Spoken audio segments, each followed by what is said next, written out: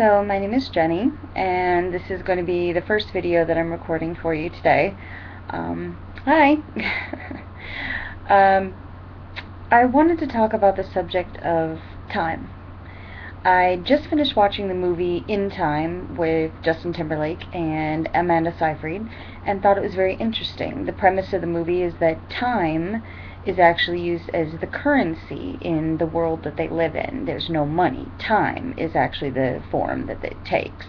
And you begin your time at the age of 25. Once you turn 25, then you get 1 year of time. And you either lose all of your time and you die, or you borrow time, or you earn time by, doing a job, that type of thing. There's a lot of ways that you can lose and earn time. And it's really interesting. I was thinking of the concept of just time in general, the time you spend on, things and money and that type of thing. Most recently, the concept of time for me has taken place in the form of relationships. I do a lot of chatting online, and I have a lot of friends both in real life and both YouTube friends, online friends,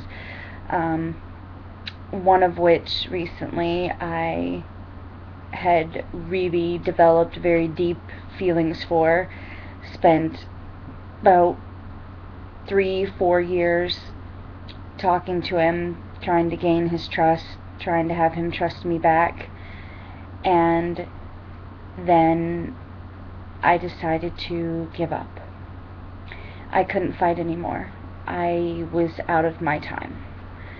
He was very sweet and very kind, and nothing just ever happened because he didn't want it to. He was so overwhelmed, it seemed, and a lot of other things happened, and I feel like I lost 4 years of time trying to do something that felt impossible, but that I felt I needed to do and wanted to do. And that was just to be a strength, a stronghold in a person's life that they could count on. And it was very clear after being kind of pushed out and pushed away that that time had come, and I was done. Then come to find out, not a month later, that he has a girlfriend now. Interesting how things like that happen. I spend 4 years, and in 1 month, he has someone new and is starting a new relationship. And I'm back to square one. Same thing with a very dear, dear friend of mine. I consider her to be a sister. She'd pretty much gone through the same thing. She'd spent 3 years loving and earning the trust of a man who just was not capable and not willing to love her back. And finally she said enough is enough, and she moved on. And wonderfully and brilliantly, she's the most amazing woman. She graduated college, moved completely out of her own country into a brand new country to begin her new life.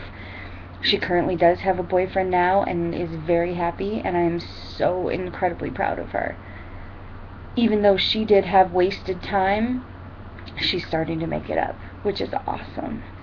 So I'm really, really excited and happy for her. And then there's the time that you spend just wallowing. Everybody does it. You wallow, whether it be for 1 day, for a long time. You spend wasted time worrying over and thinking about that relationship. Kind of takes a stronghold on your entire life. Time is precious. And as Justin Timberlake was told by the man who ended up giving him all of his time, or what they called clocking out, told him, "Don't waste my time." That man had the character was played by Matt Bomer, who happens to be one of my favorite actors. You may know him from the TV show White Collar. He also was in the movie Magic Mike. He's very handsome. Told Justin, "Don't waste my time." and Justin in the movie didn't. And so that's kind of where I want to be now. No more wasted time. It's hard to not think of what I could have done better, what I could have done differently, or what would have happened if I'd have called it quits a lot earlier. But the funny thing is, I'm not one to quit. It took me 4 years to quit. So you can see how, staying power is worth it in some ways and not worth it in others.